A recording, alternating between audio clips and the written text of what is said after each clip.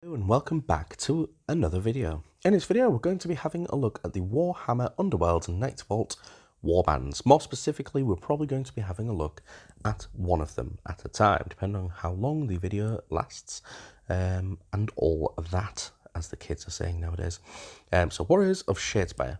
Many heroes, brutes and savages walk the twisting paths of the Mirrored City. Some seek an escape from their maddening prison. Others relish the endless violence, or seek to remake the ill-fated Shadespire in the image of their merciless gods. All are damned to an eternity of suffering, unless they can break the curse that binds them. Hopefully I won't read that every single time. Yes, so the first one we'll be looking at will be Stormsires Cursebreakers. Hopefully we'll have a little bit of a read of this without having much problem. The battle mages of the Sacrosanct Chamber are masters of storm magic, able to summon the cleansing power of the heavenly tempest to their fingertips with a mere gesture. Knight Incantor, Averon's Stormsire, good gosh, was chosen personally by the God King Sigmar to investigate the curse of Shadespire. The irascible mage's knowledge of unbinding and banishment is extraordinarily comprehensive. Stormsire has long studied the negative effects of the reforging process, and his grim demeanour has only grown more intense as the troubling implications become clearer. At first, Stormsire considered the legend of Shadespire merely another distraction, another dead end that would lead only to frustration and failure. Yet, upon examining the power and curse that binds the city, and studying the silvers of haunted Shadeglass, a faint glimmer of hope has been rekindled in his heart. Alongside his two loyal companions, Rastus and Amis, Stormsire walks the halls of the Mirrored City, searching for answers and a way to free the Shadespire from the great necromancer's dark enchantments. Any who come between this formidable trio and their goal are eradicated with crackling bolts of lightning, or swept aside with fulminating blasts of energy. Very wordy. So what we'll do first off is we'll probably go from right to left, but I'm not going to start with Averon because I think, so without a spoiler, I think he's the best one. But yeah, there is other opinions out there. So first off, we will start with Amis Dawnguard. Amis treats her role in the Sacrosanct Chambers with holy reverence, fighting furiously to bring the spirits of the fallen heroes to their rightful place at the God King's side. So what I was going to say to you is this, if I haven't already mentioned it in the video, I don't know all the rules, as in, I don't know all the cards that exist, and if I say something's bad, it might be just because of lack of knowledge. So feel free to correct me in the comments down below if you actually know better, or if it's just an opinion. Feel free, smash it out there. So Amis Dawnguard is a wizard. That little wand symbol next to the number 1 tells us that she's a level 1 wizard, which is good. Well, it's not great, but it's okay, which means that you can use your gambit spells, which are always lovely. Some of the things that I'm saying here, it might actually tell us later on in the explanation, so we'll go back to it later. So Amis starts, basically most fighters have a range 1 attack, and Amis isn't that much different in that she has a range 1. The charge storm save obviously says it has, you roll 2 dice and you're looking for hammers. So roughly there are 2 hammer symbols on the attack dice, and you also count a critical hit as a success. So you've got a 50-50 chance with 2 dice to make an attack. If it goes through, it does 2 damage. It also, she also has a 3 dagger, 3 dice looking for daggers. Excuse me, do apologise. How very rude. Which I believe daggers have 1 symbol. Yeah, maybe. Yeah, we'll go with 1. So 1 symbol and critical, so you've got roughly a 1 in 3 chance. So it's nearly the same amount, and does 2 damage. But more dice, more chance it crits. It's a, I don't know the exact stats, but I think hammers generally are better. That's the deal. She has a 3 hex move. She has 1 defense dice, and it's a shield, or a block, if you will, and she can take 4 wounds before she dies. She also has an action, which is called a spell action specifically. Because if you look at the top right where the gold box is, it says this fighter successfully casts a spell. That is how they inspire. So the empower spell action, you are rolling 1 dice because you literally have a level 1 wizard, and you're looking for lightnings. Obviously criticals count. If the spell is cast, you can reroll 1 attack dice each time this fighter makes an attack action until the end of the phase. So that means if you do it at the start of the phase, you can reroll 1 attack dice, meaning you're more likely to get the criticals or actually a success, which is always good. So when she inspires, let's have a little looky poos. She has 1 attack, which is the linked weapons. Sorry, I also forgot to mention in the first form, with the charged storm save, she has knockback 1, and she continues to have knockback 1 with the paired weapons. 3 hammers does 3 damage, which is very good. 3 damage can take out a lot of single fighters in 1 hit, which is very impressive. And with an easy-ish spell inspire condition, basically meaning if she casts a spell, even if it's a gambit spell, she inspires. So more on that later. And when she inspires, we have an extra special rule. We can reroll shields. Rolls, shields, and dodges are successes when this fighter is in the target of an attack action. So rather like the hammers, the block symbols you have 2 of, and the critical, and you have 1 of the dodge symbols.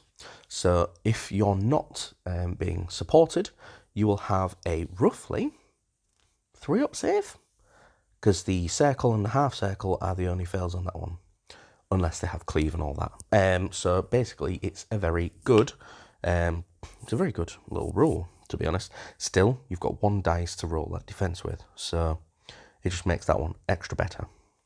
And again, the empower spell, which you can keep using whenever you like,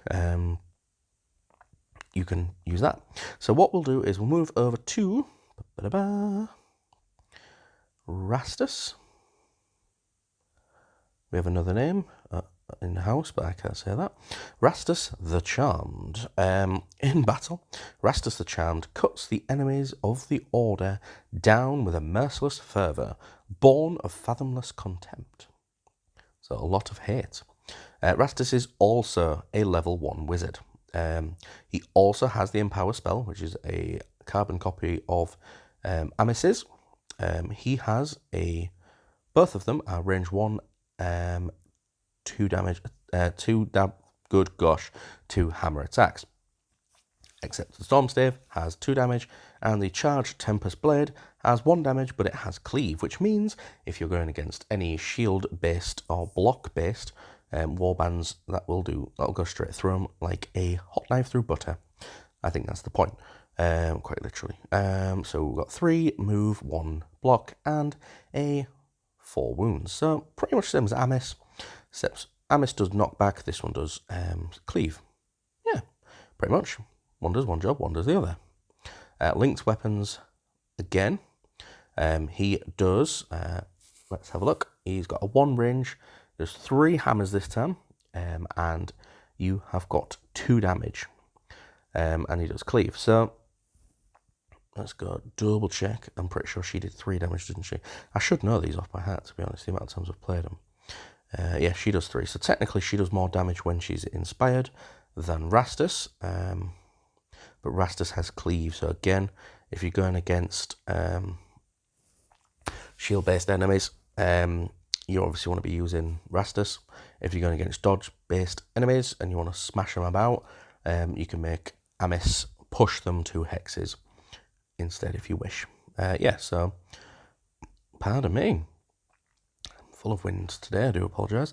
Yes, so if spells cast, reroll 1 attack dice. So again, exactly the same. And he also uses shields and dodges as successes when he inspires, which is lovely as ever. Jolly well good. So Averron, Stormsire. Let's make sure we're not on the inspired condition first. Just a bit of a contrast. So he's a level 2 wizard. So he's mainly going to be casting most of your spells. So Averron Stormsire, his Incanter Staff has a range of 2 hexes, so you don't have to stand within, basically still spitting distance, but not going to be actually punched by most warbands. He does 2 hammers and 2 damage, which is pretty good. He also has a spell action. You can see by the little gambit wheel thing. 3 range, so he can move 3 and shoot 3. So he's got a threat bubble of 6 hexes, roughly. Obviously, yeah, you know how it goes. He's looking for the swirly symbols, which I don't know what that one classes as, but he rolls 2 dice instead. And again, his fighter inspiration condition says if he casts a spell. So if he's doing an attack, he casts a spell. We've got 3 hexes and 1 block, obviously, and 4 wounds. So immediately, he doesn't re-roll his dice. So are the others better? In a fight, yes, but these guys, he is better at shooting and all the rest of it. His Incanter Staff, let me just double check, I think it hasn't got any better, has it? Nope, 2 and 2 and 2. Yeah, that's it. But the fulmination does get better, so it means your ranged attack does 2 damage. And obviously, as long as you haven't charged, you can move and then fire pretty much every activation and do 2 damage, which is quite impressive because most shooty warbands have a damage of 1. Now, they're not a shooty warband as such, so it's kind of like a bit of a thingy. So what we won't do now is we will not watch the video. If I don't click on it, how to build, how to paint. Not saying don't watch them, I'm just saying we're not going to do it in this video. Playstyle, here we go. And what I'll do is I'll add stuff if I think I know better, or the other bits, because I haven't read them all. Stormsires Cursebreakers are an excellent all-rounders. A small and elite warband, every fighter is powerful, but by the same credit, a single loss can be devastating. Thankfully, with excellent defences, your warband is incredibly durable, allowing you to wade into the fray with impunity. You'll be at home, charging into the battle, or holding your own ground. The warband is very flexible. Offensively, Stormsires Cursebreakers are unusual in that every single fighter is a wizard, letting them make use of magic better than any other warband. If you want to make the most of new spells, this is an ideal warband for you. In fact, each fighter inspires when casting a spell. Like their brethren, the Farstriders and Steelheart's champions, Stormsires Cursebreakers have a range of powerful upgrades available to them, allowing you to turn your chosen fighter into an unstoppable juggernaut if you've got the glory. So, tips and tricks. Thanks to excellent offensive capabilities, spellcasting, and great durability, how you play Stormsires Cursebreakers is up to you. But generally speaking, you should be picking up most of your glory slaying enemy fighters. A few hold objective cards still wouldn't go amiss. Having some glory early on to grab a key, upgrade or 2 can really make the difference. With every fighter in your warband being a wizard, you'll want to make sure how many spell gambits, you'll have as many spell gambits as possible. That being said, don't forget, less flashy options like healing potion and sidestep. Playing Stormsires Cursebreakers is a lot like using Farstriders and Steelheart's champions, with the added bonus that you'll be comfortably engage the enemy from a distance with spells. Even if you can't slay the enemy with magic, in a single hit, knocking them off an objective can be well worth it. Play cautiously in the early game. It's tempting to get stuck in with one of your best fighters right away, but this can leave you very vulnerable to a counter-attack. Be patient and let the enemy come to you, and you'll be able to prevent potentially crippling losses. Focus on trying to finish off enemy fighters with cleave first. These will be the main threat to your fighters. And that's pretty true. So one thing that they've mentioned there is one of the things that I was going to talk about, which is the whole spell gambit things. So I made a deck, I say it's probably about 12 cards, I don't know the optimum, of 12 or so gambits, and they are literally, with the exception of 2, all spell. So what you can do is you can fill up on attack spells as it says, and we'll move to a more pretty picture. You can cast spells the full game. So you could probably empty your gambit hand, your power hand, in the first activation, literally, because Because the way it works, as you probably well know if you're watching this video, is that you make an action and then you get the power step, which is it starts with whoever took the action. They can play a gambit or spell card or an upgrade if they've got glory to spend. And then the enemy does it, and then you have another go, and then they have another go, until all of you give up. So you could literally destroy your enemies, technically, possibly, but not likely, in the first activation. So it's something to consider, and it's one way of dominating the battlefield. So the reason that I really love Stormsires Cursebreakers is exactly that, in that you can, so in a full game, you have 3 rounds and 4 activations each, and that gives you a total of 12 activations, meaning you can make 12 attacks, you can move up to 12 times, you can charge up to 12 times, but you can only do it so many times. What you can do is you can charge in an attack, and then you can do gambit spells, or you can move in and then shoot with Averon, a distance of 3 in an activation, and then shoot again in the gambit phase with a different spell. So that way you can activate almost every time without having to worry about being in range necessarily, or depending on your spells, that is, and without having to worry about having to physically punch and attack them. So you can do more than 4 attacks, is what I'm saying, in each turn, in each phase. So that's the really good thing about them. And I think possibly might end the video there, because I don't know how long this video's gone on for. But we will end the video here. Let me know what you think. If you haven't already, please subscribe and destroy the bell button so that you never miss an upload. And hopefully we'll have a little glance at another warband. Until next time, thank you very much.